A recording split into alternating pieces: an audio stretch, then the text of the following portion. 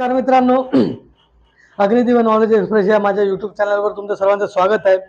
आजचा जो काही आपला टॉपिक आहे तो आहे महाराष्ट्राच्या भूगोलच्या संबंधित आहे.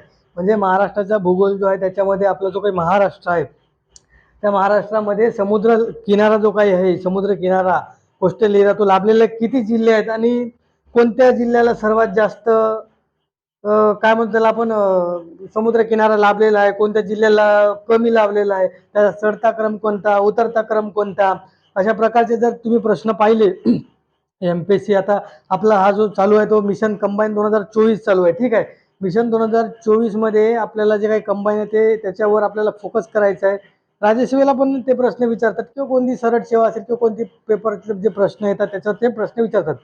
मुद्दा काय आहे की जो काही महाराष्ट्राचा भूगोल आहे, महाराष्ट्राचा भूगोल मोस्ट ऑफ द टाइम जास्तीत जास्त गोष्टी ज्या आहेत ना ट्रिकच्या माध्यमातून माहीत ठेवावं लागतात. कारण एवढ्या फॅक्च्युअल गोष्टी जास्त पाठांतराचा भाग असल्यामुळे ते फॅक्च्युअल गोष्टी अशा पाठ राहत नाही. मग आपल्याला तर ट्रिकच्या माध्यमातून काय करावं लागतं, पाठ करावं लागतं.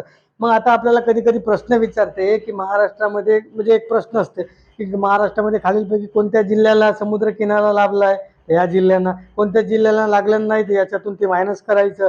सर्वात जास्त कोणत्या जिल्ह्याला लागला आहे, सर्वात कमी कोणत्या जिल्ह्याला लागला आहे.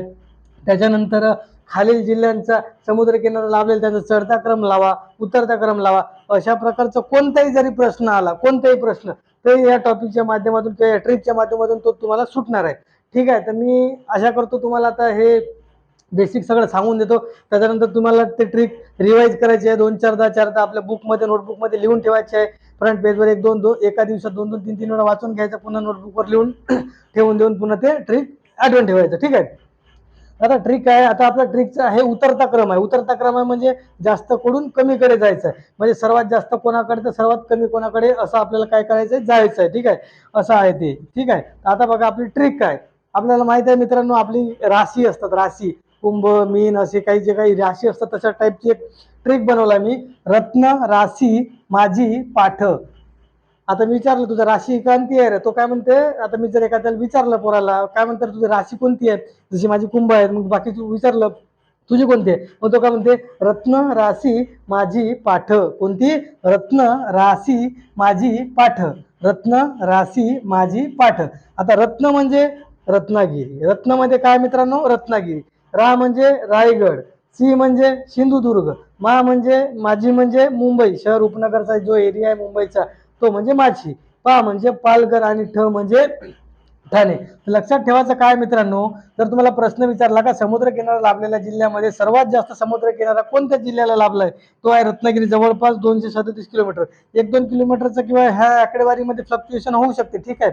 ते जास्त मॅटर करत नाही. फक्त आणि किती आलं तरी ते रत्नागिरीचे येणार. एखादी किलोमीटरचा किंवा अर्धा किलोमीटरचा फरक पडू शकते, मे बी पडणार नाही, पण हे कसं जास्त विचारत नाही. पण असं जर विचारलं की तर मग जोड्या लावायला तुम्हाला ऑटोमॅटिक तुम्हाला जर जास्त किंवा कोणता हा क्रम माहीत राहिला तुम्हाला आकडेवारीवरून बरोबर काय करता येते, अरेंज करता येते. तर आपली ट्रिक काय आहे, रत्न राशी माझी पाठ. रत्न राशी माझी पाठ. र म्हणजे रत्नागिरी आहे. जवळपास रत्नागिरीला 237 किलोमीटरचा काय लागलाय, समुद्र किनारा लागलाय. त्याच्यानंतर रायगड जिल्हा आहे, रायगडमध्ये 122 किलोमीटरचा जवळपास समुद्र किनारा लाभलाय. सी म्हणजे सिंधुदुर्ग जवळपास 120 किलोमीटर आहे. आणि माझी म्हणजे मुंबई शहर उपनगर जवळपास 114 किलोमीटर.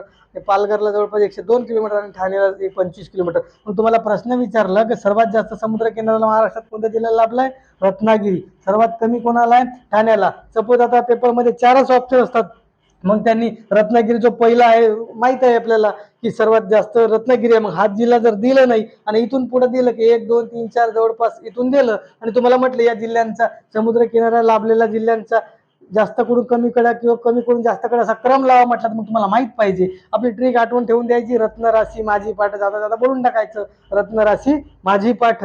इथून किती मग तुम्ही कोणाकडचं कसंही काही लावलं क्रम तरी तुमचा प्रश्न काय करणार नाही, चुकणार नाही मित्रांनो. आशा करतो तुम्हाला ट्रिक आवडली असणार. जर ट्रिक आवडली, व्हिडिओ आवडला तर व्हिडिओला लाईक करा, शेअर करा, आपल्या मित्रांपर्यंत पोहोचवा, सगळ्यांपर्यंत पोहोचवा, सगळ्यांना शिकू द्या, काहीतरी नवीन शिकण्याचा प्रयत्न करू द्या. अशाच प्रकारचे नवनवीन व्हिडिओ घेऊन येऊ तुमच्यासाठी. तोपर्यंत स्वतःची काळजी घ्या. धन्यवाद.